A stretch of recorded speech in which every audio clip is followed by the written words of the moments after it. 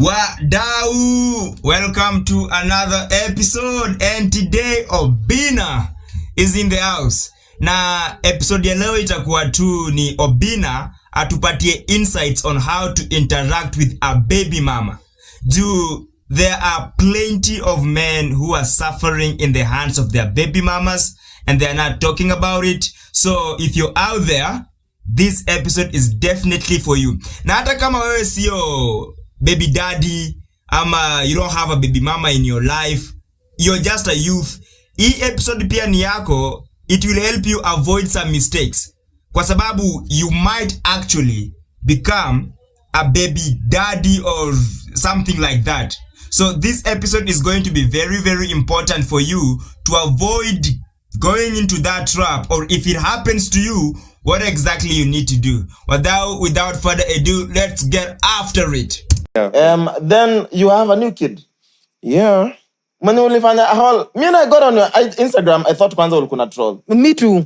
Troll. Yeah, like it was banned. Was serious. I thought it was banned. Because when you say that now the first info, because that's how you gave us full information. Yeah. You're too in a summary. Someone had your kid and ukujua until when. I was like, oBINNA, you're just playing on people saying you have many kids. So mimi nilijua ni hivyo. No. I wasn't playing. Okay, first I thought we was playing. Yeah. Okay, we were playing. No, you weren't. No, we were playing. Chapa bana chama ma. With it. Yeah. We was playing. And then I decided to stop playing and mind my business. So I didn't know this playing had consequences. Oh, God. So later on is when I learned about it. Just like I said, I learned about it later. And I wasn't happy about it initially because it wasn't the agreement. Rightfully so. Yeah. Because if myself and Mariah say we're gonna be doing this for a period of time, so this is what happens with most men. I don't know about women. If you have a constant bedmate, after like 2-3 months, the condoms normally disappear somewhere. Nah. Maybe you know oBINNA, but I like to be sure, maze. Mimi I like to play my cards right all the time. I don't like gambling. Ayo mchezo hapana. Hii kitu ninayo. Inavali every time ninaingia shamba, you have to put on your gumboots, brother. Hapana no. Well, along the way. Because now you start feeling you trust each other and everything. Okay? Then when that happens, you now come up with a plan. Either like Mwasi, you pull out, like him, Nyonga. Hata kama nimetoa mimi kinyonga inakusaidia aje? Si mnanyonga mkiangalia. Kwa hapo eye contact DJ lighter. Alafu mna high five mna. Yeah.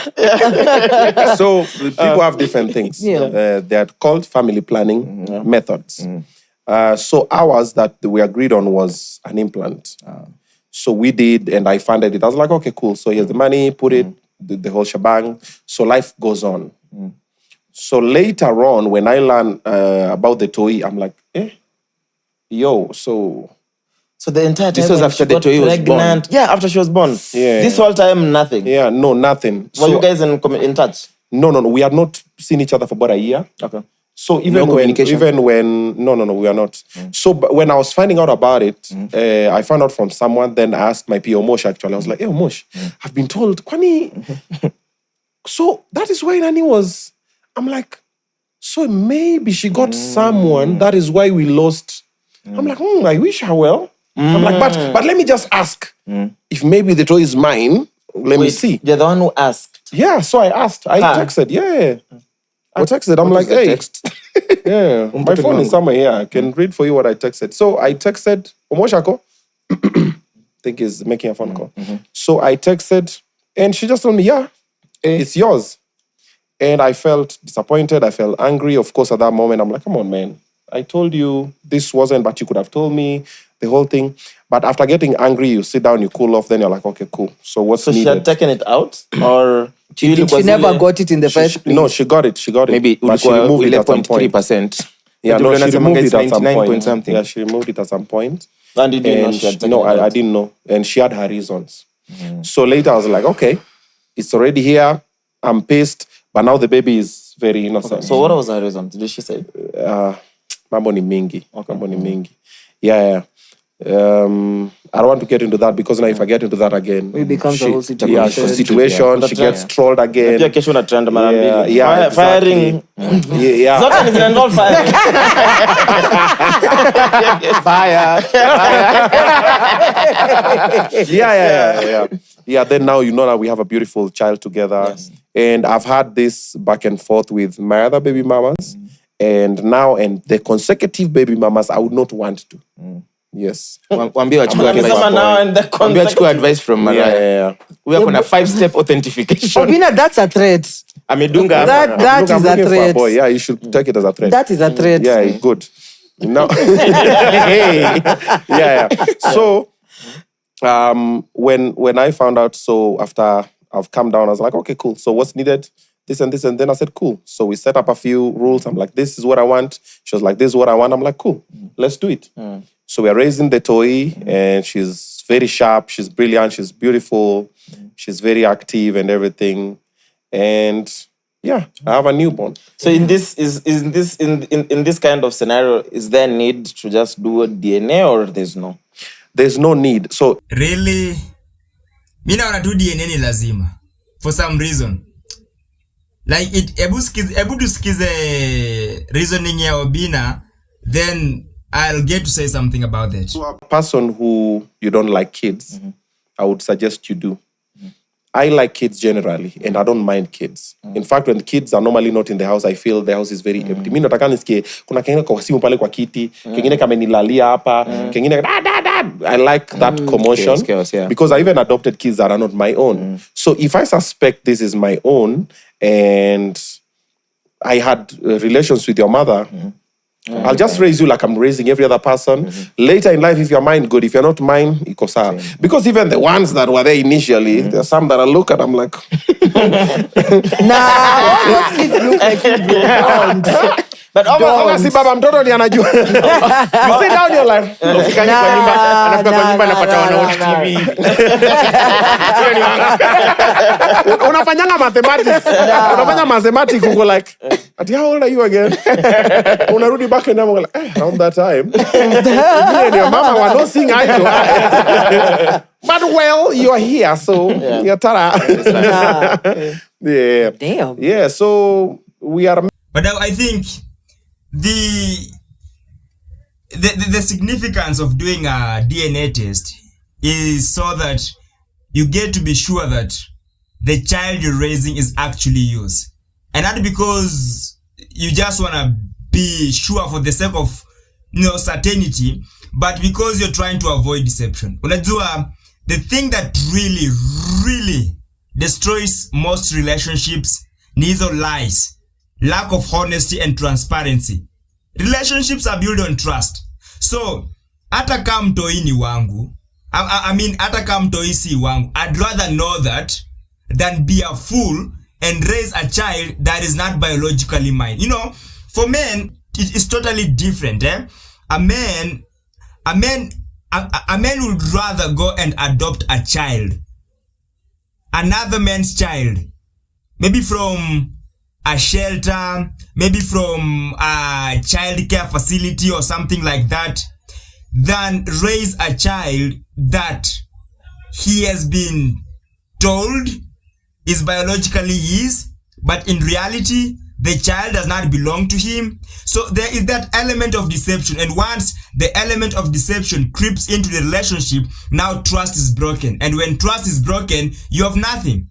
You have nothing. So most people don't have a problem with raising children that do not belong to them biologically, but let them know. Let them know. That is why in this situation, the first thing I'll do is go for a DNA test. Definitely go for a DNA test, because I'd rather be certain than a fool. That is just my mantra. That is how I live my life. Chenye Mariah hajaijua ama maybe amejua, you don't pick the people you fall in love with. Yeah, true. And sometimes you fall in love. No, you pick the people you're in a relationship with. True. You una pick. Falling in love happens with the people you don't intend to. Sometimes you'll realize after 10 years, hey, kwani nimependanga hiki oBINNA. oBINNA amepiga campaign. OBINNA hawezi jua kama anatuongelesha ama amekuja. Yeah, but that is kind of true.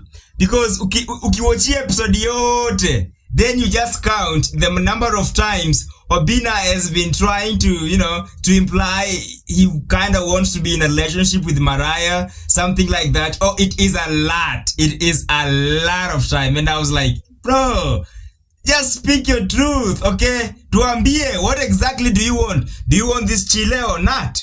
If you want this chile, tell us. We might make some arrangements, oBINNA. So, watch your episode yote ndio utaona. Mission iko stage 5. Unadhani tunafanya interview kumbe. Bro. Cheque is the best podcast. Let me be honest. Cheque is the best podcast. And this is coming from someone who is watching all Kenyan podcasts. At least the majority of Kenyan podcasts. And I can genuinely say, without any manipulation or being biased, Cheque, those motherfuckers, there's just something about them. They are doing something that I have not seen in any other podcast. These guys are the best. Cheque, salute maze.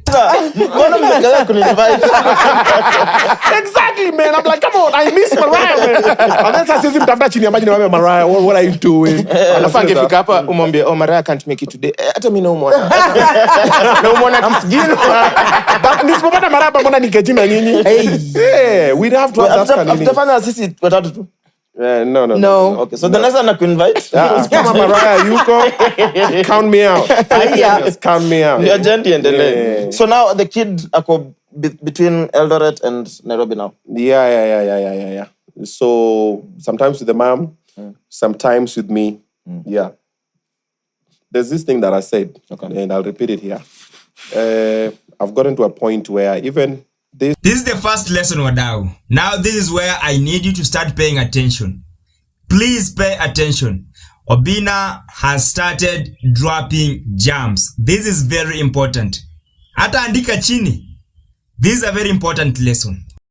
And the consecutive ones. I don't want no beef, man. So wewe jibambe. Ukijisikia kuniletea mtoto umejua kwangu. And I will finance if it's education, medical, whatever.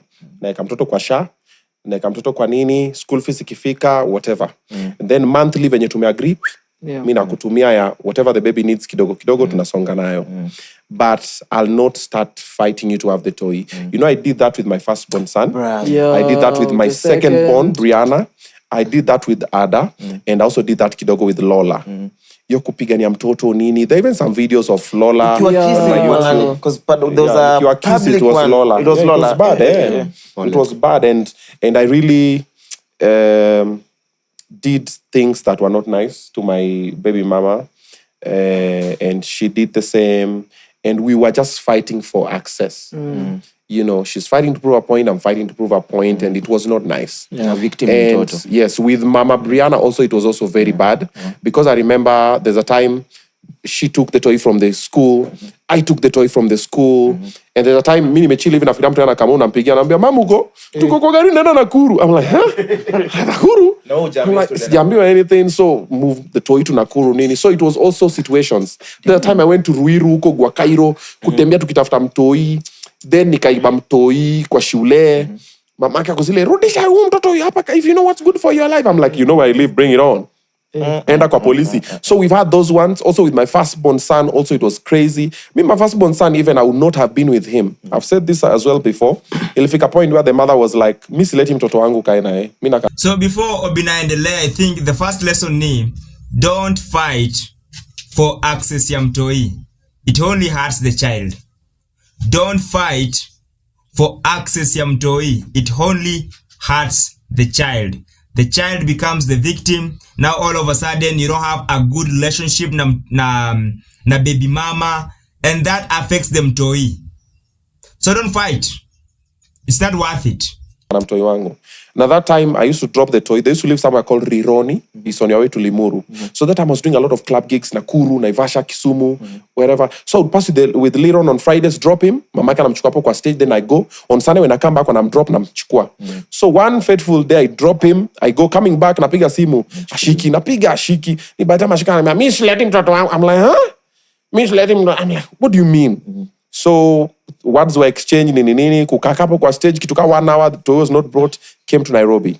Stayed for like a month or 2, nikasema, hey, let me go find this boy, man. I think it was like 3 months. Went kwa hiyo stage place, mimi drop, tukazunguka hiyo place na picha yake, nini, me and my crew. It was really bashka. Hatujui, because I'm drop kwa nini. And that time she had been remarried. So tukazunguka. So when you're about to give up, some guys say, tumewajua. Walihama hapa juzi. Then they take us to where they are. So when I get to some easy mafengza, unajua kayaba. Yes, so fengza kayaba, so nachungulia hivi, naona mtu yangu, Liron. So my son looks like this, looks at me in a very cold way, gets up, amechafuka na matope nini, akakam, because uko unajua ni ushago vibe. Anakam, and then ananiside hug, ila ananiekea ile shoulder yake hivi, zile ni kama nimemsinya tu yani. And I'm looking at this guy, I'm like, this was my G, man. Like I'm like, hey.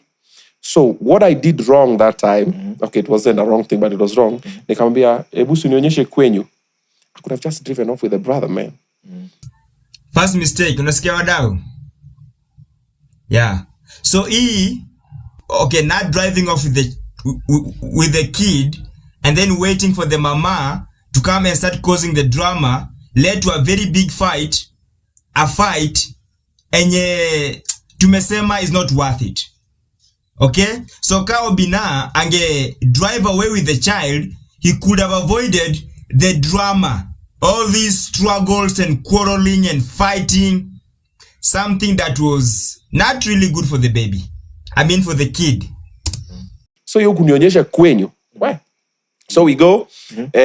Hapo kando kuna landi. Unajua landi? Ploti.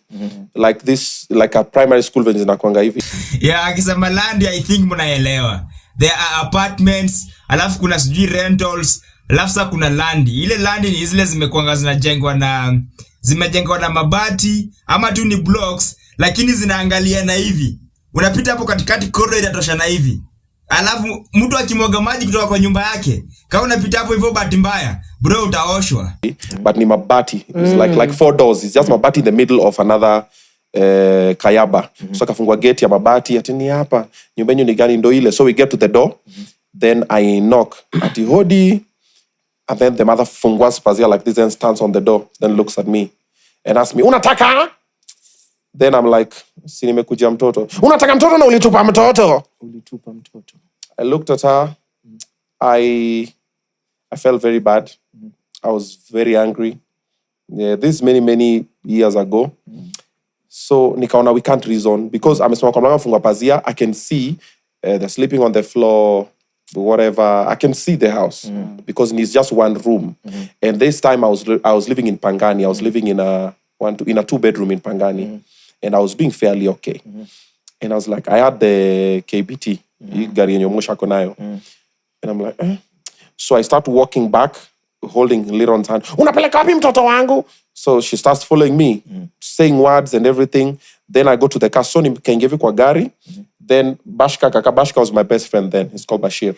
So sits here. Then I think he carries Liron on his lap. So inataka kuongea na Liron. So the mother is standing next to the car this side, and then she's holding the steering. I've not even turned on the car. But now all of these things are just building the agitation. So I'm here with Liron, so baba umekuaje nini? Liron is just there like, niko tu, whatever. He's talking to me like, nimlazimisha. I was feeling very... So nikangurumisha gari. So huyu unajua shanikasirisha. Then ameshika sasa nikangurumisha gari. So the idea that I wanted to do, I had to drive off. So hapa kando kulikuwa na gate. Zile za kayabu unajua venye zinaingianga ndani. Then kuna other people hizo side wanaekanga kale kasimiti kana kwa gate. Kana slide hivi then kana shikilia gate. Then hii side pia kuna simiti. So kufika kwa gate nikawa naingia ndani kidogo. So I had to drive. So nikifika kwa hiyo kayaba imsukume hivi, mimi nipite. So nikangurumisha hivi. Then Liron akagonga kichwa chake kwa windscreen. Yes. So windscreen ikatoka like a line pale. Hey. So nikakanyaga brake. I'm like, So Liron hata haja feel anything. His mind is not even there, whatever. Then there's a man hapo ni penye Liron alikuwa anacheza kwa matope, there's a man alikuwa anafua manguo zake. Huyo msaka akakuja akaniambia kijana ngoja kidogo acha niongee na wewe. Akanitakara akaniambia kijana, kitu nafanya si mzuri kwa sababu unajua Said tuseme nimesikia venye mnaongea na Said tuseme huyu mama sema mnaiba mtoto. Unajua mnaweza atachomwa hapa. Sasa mimi ningerecommend muende kwa chief. Hata mimi unajua kwa nini nafua? Bibi yangu ametoka na watoto juzi na hata shiki simu zangu. Sasa hizi inakuanga hivyo, wanawake hawezi waelewa. Nimeona venye huyu mwanamke anaongea na nimesikia story yenu na nimeona na huyu kijana pia nilimuona akikuja hapa. Si alikuwa anakuja anaenda. And then kwa chief. Then I said okay. Then I told Liron's mom, I'm like, twende kwa chief so that we solve this. Twende. So I get in the car, she gets in the car as well. Like okay, so nika reverse pole nini, went to the chief. Tukafika kwa chief, tukangoja kidogo, chief akukua. Some policemen came. Of course, ukienda kwa chief's camp, everybody now wants to hear the story. Explain your police, then the next police comes. Sikia story. But they are so napenda mshene mbaya. Hata ikwe tu maybe mko kwa hoteli, alafu by any chance polisi ama chief ako kwa hiyo hoteli, alafu ka rumors tu kaanze kamshene. Huyo msee ataka hapo hivyo for 2 hours akisikiza tu hiyo mshene and passionately arguing. Bro, you don't even understand the entire thing. Lakini say na mshene, ai bro. Mshene. Yeah, so kila mtu anasikia story, so eventually chief came akasikia story. Then my son was asked, who do you want to stay with? Then my son said, mimi nakaa na mama yangu. My friend. I left, nikasema it's okay. I left, went home, unajua niko na maboys. So lazima nikuwe strong. Nafika home, nikaingia kwa shower, nikakaa chini kwa floor. Nililia hiyo day, nikasema I'm gonna make another boy. I have to get another boy now. That one is gone. Ule sasa amenikata iko tu sawa. So forward, life goes on maybe like 2, 3, 4, 5 months. One time I'm going to Carnival on Thursday for Churchill's show. I'm called by the principal for the former school where my son used to go. She was called Teacher Shazia. Like, hello, Baba Liron. She's Indian. I've just been called by the police and they're telling me they have a boy in Kikuyu police station. He's saying his name is Liron. Might this be our Liron? Because now I went to school to explain Liron will not be coming back, this and this and that. I'm like, I don't know, but let me go check. So nikachukua hiyo bypass ya kutoka Carnival hapo mpaka Kikuyu police station. I get there, I find my son in the police station. Wow. What had happened? So my son and the elder sister, who is my goddaughter, they ran away from home. Kwa nini? Wanateswa, wanafanya nini, whatever, a lot of things that I don't want to get into. So wakatoroka, wakasema wanakam kwa dad. So they're walking going basa wana bearing. So walikuwa wanatembea wakienda that direction mpaka giza ikawapata. What saved my son was awareness that is around Kikuyu area. If you find any child outside, you take them to the nearest police station ama kwa chief. So someone found them. Akauliza munatoka wapi nini? Akapeleka kwa police station. Kwa police station they're being asked, munatoka wapi? Wanasema Muthaiga. Polisi wanaangalia watu akai wata Muthaiga. Unasoma shule gani? So my son had been taken to another Karejareja school there. But sasa anasema mimi nasoma Bright Sparks Kindergarten. That's where I had taken him earlier on. So what the police did, walienda kwa system, so akatafuta Bright Sparks Kindergarten. That's how they got the number for Teacher Shazia. They called her, then now she sent me there. Yeah. Wow. So that's how I ended up there. And that is how my son ended up being with me until now. Because if that didn't happen, my son would be either Chokora right now or dead or whatever. Because now we're there. The mother pulls up. Because now the mother was called. I don't even know how it happened. Mother pulls up. She's carrying the other toy on her back. These 2 toys are there. Amenga kidogo. Ameshawaingiza makofi. Watu ya. Hey, mazee. I think your baby mama alikuwa stressed. She was so stressed out because raising 2 children, alafu kuna mwingine another toddler, is not easy. And I don't know why most people do not understand. Like, having children is very expensive. It is extremely expensive. Na I think the reason why hata huyu madhe alikuwa anasumbua watoi kwa frustrate to a point where the child or kids decide to go find their father. Bro, things had to be bad kwa hiyo boma. Things had to be terrible kwa hiyo boma. Yeah, so unajua, so in Kikuyu police station hapo nyuma kuna kuna ni kama dome. It's like a small space. So niko hapo na mama wengine wawili. Nini ameingia nini wametoroka hivi so wanajificha huku nyuma yangu nini. So tumekaa hapo na mama wanauliza nini? Hawa tata ni vichwa ngumu. Na wapatia kazi na hataki. Mimi hapo niweka niko zile yep, unawapatia kazi. Yeah. I'm like yep, child labor. Tunapatia kazi, hataki kufanya kazi, vichwa ngumu. So she said a lot of things nini. Damn. So now the kids are being asked. Munajua, so these women actually wanted my kids to go back with their mother. Like, I don't understand. Unajua, like, why is our society that soft when it comes to women? Why is it so pro-female? So imagine in this situation, the father is clearly on the right and he has the ability of giving the kids a better life, but for some reason, the authorities and most people kwa hiyo police station, they still want the woman to win and have custody of children who she can't clearly take care of. There's something wrong with our system and we need to address that. I came back even with her daughter, now my goddaughter. It was, she's the elder to Liron. So ako hapo, so tunataka mwenda mama, watu wanalia, hatuendi. You normally see those dramas you see online. Ilikuwa hapo. Even your social media was not as big as. Tumeka hapo, watu wamenishika. The daughter this side, she's called Immaculate, and my son. Nimewabeba, wamekwama, mama na shukeni twende. Mpaka mapolisi wengine wanaume hapo ndo walisaidia wakakama akasema pana what we do. Wacha tuende nao nini. So nikaambia, I even talked to the mom and I was like, let me go with both of them. Then after they've come down, then I will figure out. So I went with them, stayed with them for about 2-3 weeks like this. Then I returned now the girl. Because she was a bit old at that time. Then nikapata, alikuwa amejua mob sana that singeweza kuicontain them. Then around that time, I've moved in with Mama Lola. So you know this is a different space. So I'm bringing my son, but I'm bringing my son with another person again. So then I'm also bringing Brianna. Then also we're trying to build this family. So I was like, So I sat down, I spoke with them. I was like, okay, I'll just support you from that side. Now let's change the school for you. Let's take you to a better school. Nini. So I took that responsibility then. That's how I ended up living with my son until now. But if that didn't happen, yeah. So God was fighting. God was fighting for me. Bruh, and the twin story. Co-parenting is easier now over the years? No. Have you heard that? Co-parenting has not gotten easier. And I think this is a message that I'll preach until wase wengi, they finally understand my point. You better be with someone for 2 years, 3 years, 4 years, or even 5 years, just getting to know them, to understand them. What kind of person are they? And then make the decision whether you want them to be in your life permanently or not. Rather than meeting someone, knowing them for like 2 months, 3 months, 4 months, a year, then the next thing you know, uko kwa marriage, ama you're living together, the other person is pregnant, they have your kid. Because you have to understand that once you have a kid with someone, that is it. You are bonded forever. Having a kid with someone is a permanent link.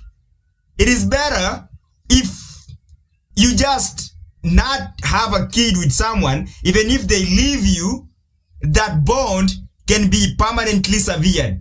Because there are women who are crazy out here. Now imagine having a kid with a crazy woman who has access of your life forever. That is why, bro, like, you better know someone first. Take your time. Know them. Like, ukiona this is the kind of crazy you can handle, it's okay. You can now proceed and have a child with them. Having a child with someone is not supposed to be a decision you take lightly. It's something you must think and rethink about it.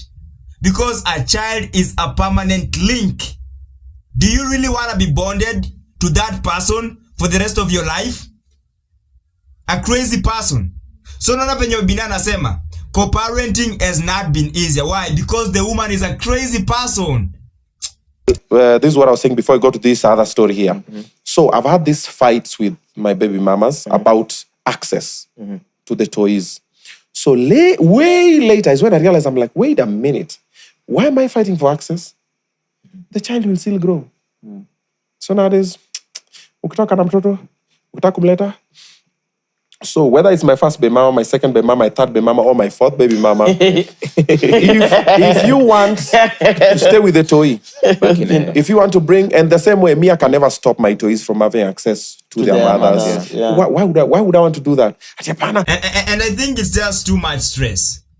Always nagging someone, reminding them that you should bring mtoi and yone, that I also have the right to see my child, play with my child, interact with my child. Now, these women, they are using that against you because they have leverage, and now they're just going to, kukupeleka hapa na pale, hapa na pale, hapa na pale. Why? Because they just want to make your life worse. She does not see a reason why you should not see your kid, but just because she's vindictive and she wants to use the child as a manipulation mechanism. So it's better mtoi akitaka akam. Huyo madhe akitaka kuleta mtoi, let her bring the child. But again, ka ataki kuleta mtoi, fine, kana out of control maisha yangu through the child. You're not going to make my life worse through the child. No, hapana. Uko free, unataka kuchukua mtoi mwende mujibambe, unataka kufanya nini? But you as a grown up, sit down, sema, mtoi akika kwa mwas, kuna wifi, atenda shule poa, atakula fiti, atafanya nini? Akikana mimi, sina hii, then ataniongeza pressure. But sasa wewe kama Mariah, wendo utadecide sema, pana, mimi nakana mtoto wangu, out of ego and attitude, iko tu sawa. We jibambe, the good thing is children adapt fast. Yeah. That is also one thing I learned way later. Mtoi atagrow, si tuligrow na makoroboi na nini, and we're just fine. Tulioko kina nani wako na TV, and that tunapikanga chapati once a month, that was it. So mtoi adjust, then later in life, as a man, this now for every man out there, work very hard, become very successful, your kids will come looking for you. Another lesson wanaume, work very hard, later in life, your child will come and look for you. Give your child a reason why they should seek you. First lesson, don't fight for access. Second lesson, work hard. Do your thing. Usifight, usilete huyo madhe. Don't allow the baby mama to cause unnecessary stress and anxiety and hizo vitu mbaya kwa maisha yako. So that's what I normally do. So drama aishangi, because you are two different people from two different backgrounds, two different understandings. Yeah. Unless you have a very understanding baby mama who are also there. Yeah. I've met some who are very baby mama yeah, then I've also met some other very bad baby mamas. Maka miu kana mamori wengine naambia, bro, mimi nimekapita lakini wewe yako. Yaani kuna msee unachekelea. Baka una feel kwa sawa. Mimi nakuhurumia sasa hivi, kuna msee unachekelea. Mimi nimemeet mababy mama wengine miu kana mamori naambia, bro, yako maze. Because I have a lot of DMs from men telling me, bro, baby mama amefanya hivi, nifanye aje? Nini. Oh, imagine she's done. So inafika point I'm, bro, yako man. Because me, I'm not a professional in this part, but I'll give you advice based on what I've experienced and what I've figured out that works. So what I figured out works, stop fighting. Of course, we'll have disagreements about different things, but I'll never start fighting. Ati nakuja kwako sijui natuka mtoto. You know where I live. You have my number. You have my house manager's number. Drop the toy. The toy will be safe, will be taken care of. Na ile siku nasikia kumchukua, nayo. Lakini hadi tuanze kutukanana. Lakini nimepita hizo time. That is why I'm saying you have to be very, very careful who you get a child with. Juzi kwa hii tu one of his episodes ya oBINNA, you know oBINNA is also doing imambo ya facilitating reconciliation. So kama umekosea dem yako ama dem amekosea chali yake, you send oBINNA the contacts, then oBINNA calls the other person to see if you can find a common ground and forgive each other, and then you move on. So in one of the episodes kuna huyu chali alitumia oBINNA number, and here's the story. So huyu jamaa ako na dem, akona dem yake sasa, a very good chile, but on this particular day huyo dem alitoka kwa nyumba akaenda shughuli zingine. So kwenda kwa hizo shughuli zingine, huyu chali akona baby mama. And it also happens kwamba hiyo siku huyo baby mama alikuwa around hapo hivyo, she's having fun with her friends. So alienda pale wakatei. Unfortunately, huyu baby mama anajua kwa nani? Anajua kwa huyu chali. So after ametei, alikuja straight hadi kwa huyu chali. Mind you that huyu chali saizi ako peke yake, judem yake ametoka. So alikuja kambia huyu chali, mimi yaki nimetei. I don't even know where I am right now. I am barely conscious and I feel like kwa hii nyumba yako kwako tu hapa hivi, that is the only place that I can be safe. So ule chali alijaribu kupiga mahesabu akaona, ni sawa basi kani kuingia tu kwa nyumba, ulale, alafu asubuhi utoke. Wadau, to cut the long story short, hiyo usiku the baby mama started making moves and kijana for some reason was not thinking with his head. Akaanza kufikiria na kichwa ingine kadogo. Yes, according to the chali, nothing serious happened. No penetrations, but they kind of messed around. So, what really fucked up the entire situation ni kwamba in the morning ule demu yake alikam, alimaliza zile shughuli zake, akakuja kwa boma, akapata chali na huyu baby mama kwa bed. So we imagine, what do you expect huyu dem angefikiria? So yeye akajijazia huyu chali na cheat on her na huyu baby mama, so akaenda oBINNA ndio ikabidi ajaribu kuongea naye. So kuna baby mamas wengine, they are so crazy. They will keep causing trouble kwa maisha yako even after you've moved on and they are no longer in your life. Just because a baby mama does not understand boundaries and she does not want to observe boundaries, she almost ruined a relationship and huyu chali has been working so hard to build for a very long time. Because wadau, kujenga relationship si rahisi mazee.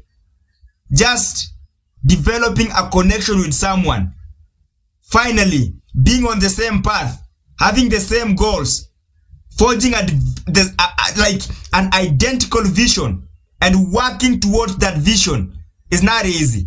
And this chile, the baby mama, almost ruined that. So be very careful, maze. Get so much. It complicates even emotionally, having to down. It's that emotionally. It's a lot. It tears you down like crazy. Yeah. Yeah, me, the time I was fighting with my baby mama. That time I was fighting that, and also I was nursing a heartbreak. There's a lot of confusion happening. I mean, a new work environment. You're struggling to build a brand. The industry was not doing very well. You have this battle with your baby mama. You have this battle with this. You're trying to make peace with yourself and accept that, hey, ile imeisha. It was bad. And that time, there's nobody who sit down and tell you, bro, ebu tubonge. Yeah. Can we find a common ground for whatever? So I kept on just lashing out. And what I was saying were facts, because I always keep my receipts. But now, people don't care about facts. People care about who's talking. If they like Mariah, whatever Mariah says is law. If they don't like Mariah, utaleta hapa evidence useme hii ni Gilbis iko kwa meza hii. Nakwambia kwenda huko hiyo si Gilbis, hiyo ni maji umeweka hapo ndani. That's what happens. And CHAQUE, if they like him, CHAQUE will carry this other water on this. Naseme hii ndio Gilbis, naseme yes. CHAQUE. So it's never about the truth. That's what I realized also with these people watching us. It's never about the truth. It's about who is saying it. Yeah. That is what how they're saying it. And they also say no one cares about the truth when the lie is more entertaining. Exactly my point. Yeah. Exactly. That's why you'll see, I've seen also this notion that people say, kwani, wesa zote unashindanga tu wendo uko innocent, kwani, there must be. There must be. What there must be. I'm like, lazima kuna jambo. Ulikuwepo? Ulikuwepo? Ulikuwepo? Yeah, and then also, normally, if you fight with a woman, that's also another thing that men, you need to know. Stop. Don't fight. Whether it's verbal, physical, whatever. I've also learned my lesson from it. Like, always to be, may I learn from my mistakes? Then I'm like, wacha tu ninyamaze, mdomo yangu inakuwa kama shida. If you fight with a woman, automatically, CHAQUE, you are guilty until proven innocent. And when you're proven innocent, nobody cares. It's too late, It's not too late. They're just like, pia kwende huko. And Mariah. That is the third lesson. don't fight with a woman. Verbally, physically. Because you're the one who's gonna get in trouble. You're the one who's gonna lose more. Eh? You know, the world has been conquered by men, but it is kind of to women. I don't know if you understand me. So if you're the kind of person who always wants to prove a point, they always want to be the bigger, to be superior. They don't necessarily want to be the bigger person and walk away sometimes. Bro, hiki itakulemea. Sometimes you just have to pretend like you're a fool. That is why wazee wanasemanga marriage ubamba mafala, stuff like that. Why? Because sometimes you need humility. You just have to humble yourself. Will not come out and be accountable and say, "Nyewe Chaxi man, I set you up, maze, Isa my bed, maze, I was very emotional and everything." But I better So unataka kulia. So unataka nifanye? So unataka nifanye? Si ishaenda, ishakuwa huko nje. So ni do. Yeah. So there's normally that one. So as a man, as a boy, what you need to know from me is simple. Don't fight with your baby mama. Ignore. Keep quiet. Send the money. Don't fight with your girlfriends. Also ignore. Walk away. I walk away very fast. So now you want 10 kids. How many? So how many baby mamas do you want? No. It depends. So good question. Ratio is 1 for 1. Yes. Fuck. This is another thing. This is another thing that I've said before, and I'll repeat it again. I never intended to have any baby mama. Okay. My first baby mama, we were actually living together. Then I lost my job. I'll just give a summary, but I've spoken about it before. I lost my job, went back to Kisumu where she delivered, and I nursed her. I nursed her and my son and everything to move in Ushago. So Ushago yuko kakituka 2-3 months akaona hii maisha ni noma because yeye alizaliwa Nairobi. So the mother called me akanambia unatesa mtoto wangu nini, mimi nataka mtoto wangu arudi Nairobi because alivent kwa madhake. Madhake akamtumia fare akarudi Nairobi na my son akaniacha Ushago. So it's not like I want to get a baby mama, no. But this lady really took care of me when I was in high school. Nikiteseka nikilala shule, nikilala majengo, nikikuwa kwa street kidogo nini, alikuwa nipa 10 bob, 20 bob, machapo chafu hapo Kinyago, Biafra, hizo area, majengo zilikuwa area zangu sana. So the mother used to sell tomatoes hapo Air Force. So the mother was kidogo liquid. So hizo 10 bob, 20, alikuwa nipatia. The mother to the mother of my son, now the grandmother, was liquid. So she took care of me. So when I got my office messenger job up at Greenwald, Kipro Plaza, I was like, hey, mine she landima kwa nyuma 4,000 ya mabati, man. I'm big boys, man. Come through, let's move in. So that is how we started cohabiting kidogo. Then she got pregnant. Then I lost my job. Then we went back to the village. So she came through for me, and I was like, let's try. I have whatever. Let's roll. I used to take her to do flat iron. That's where I learned about flat iron. Ile nywele ilikuwa inafanywa. Yeah, we used to have a salon called Pam. So when I'm spoiling, like, but now it was on that level because my salary was 10 G's. So for her, the intention was not ati baby mama. Now when I came back to Nairobi, they didn't even want me to have access to my son because I'm a pauper, man. What can I do? So now that is how now we started now the fighting and the stealing of my son. Okay. Then so kidogo, so baadaye ana accept na kama naona mtoi kidogo, mtoi ni mgonjwa all the time, mgonjwa tume pesa, kama tume pesa usiainuliza zote, so vitu kama hizo. So that was then. So I would send kidogo, then I show up, the baby's playing. Temperature iko sawa. I'm like, Baba, when you're always the one who is pushing to see the child, and your baby mama has full custody of the child, you are at her mercy. Yeah? And that is why oBINNA was saying, you gotta get to a point whereby you're okay. With or without access to your child, you are okay. Life yako isonge mbele, fanya mambo yako. One day, huyu mtoi atakuja kugundua, I actually need my dad, atakutafuta, and you will be able to provide a life enye mtoi wako anataka, ama the life that you've always wanted to give your mtoi. It's just that simple. Then that time my son had homa every day. So it used to piss me off. I'm like, yo, man. Yeah, so during that time, the plan was not baby mama. Then fast forward, I get my second baby mama. Okay, why are we laughing? Si hata wewe kuna mtu unachekelea. Sasa sikubali kuchekelea. I know, but I don't nimenipita Baba ulikuwa mgonjwa. Temperature iko 37. No, hiyo wanaume ufanywa wengi hata wanakuambia kwenye comments. My baby daddy. My baby daddy. Ai, mtoto ni mgonjwa. Yeah, but you just get 37. Unafaa kwa? Slightly too big. Simu Google tu alafu mpate. When we proceed. 27. 37. Nilikuwa nimefikiria 27. Yeah. So most baby daddies wanapitanga space where the baby is always sick.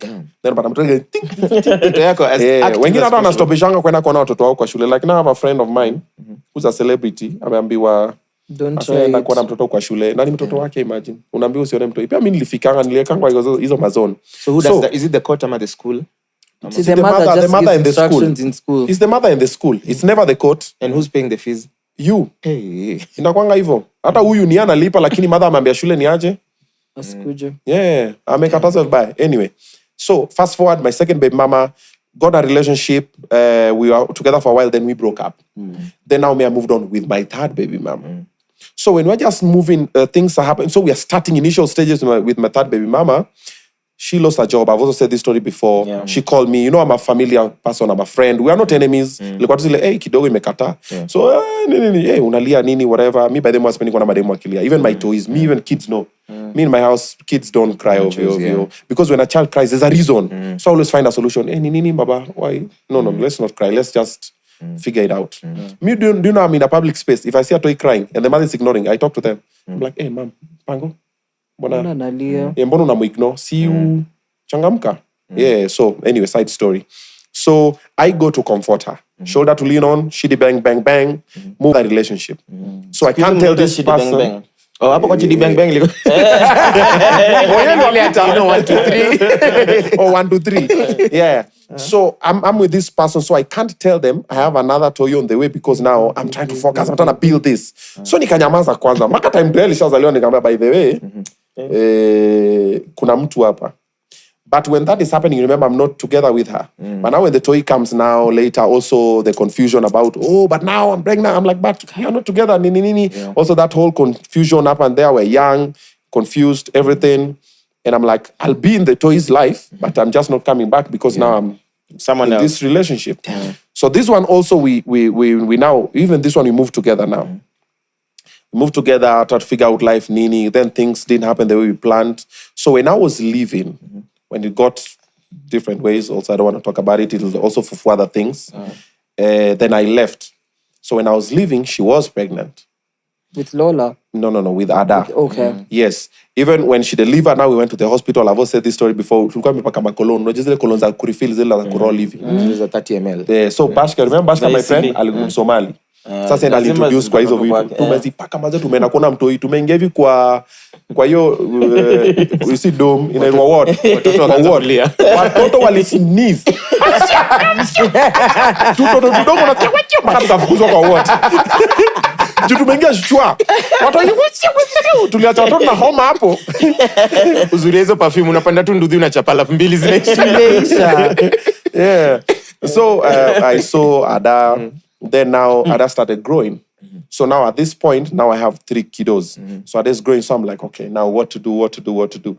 So when I'm going all this time to now see Ada, now the mom and me, now we are cool. We're trying everything. She was karanging some fish hapo maze.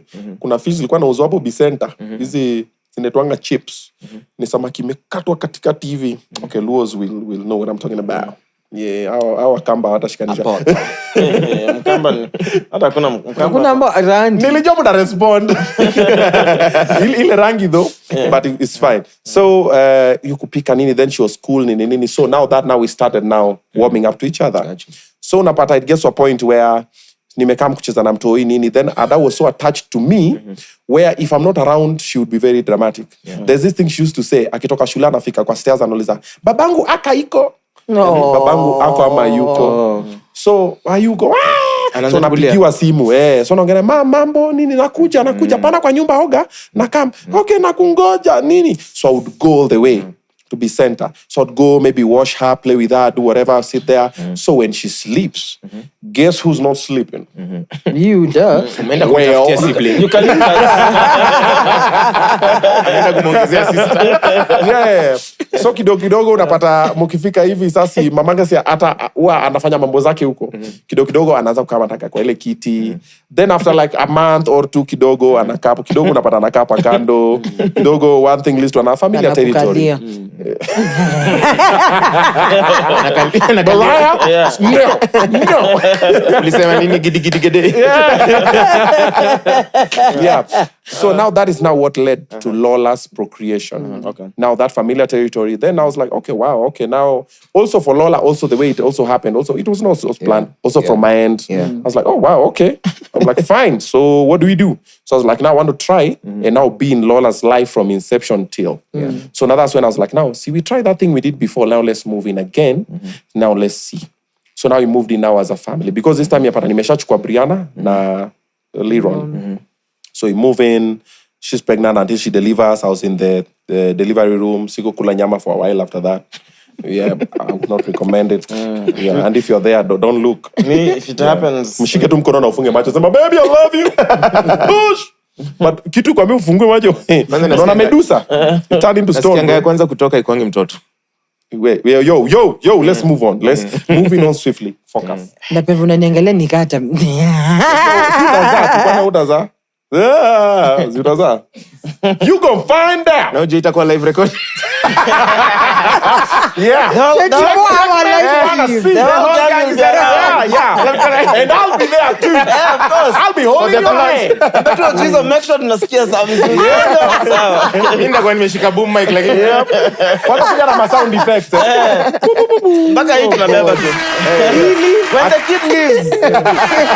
No, akitoa ile ya kwanza unaweka fire pen.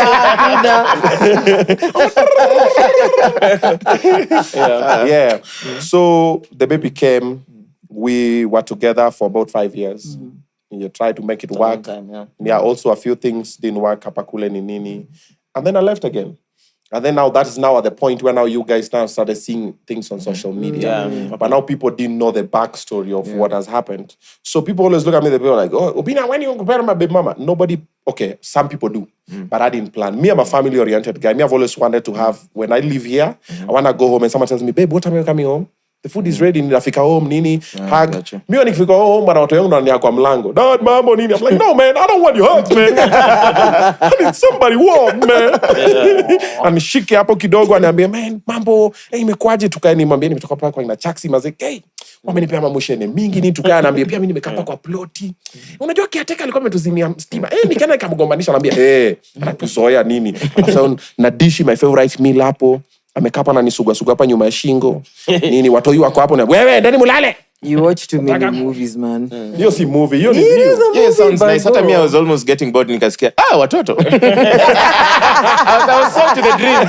I was like, hey, moshene, kugupa paswa, chakula. I was like, what? No, for some people it happens. There are some people that it happens that way. But for most of us, you find them kids, you find your cold babes. Sijali. Utapata bado.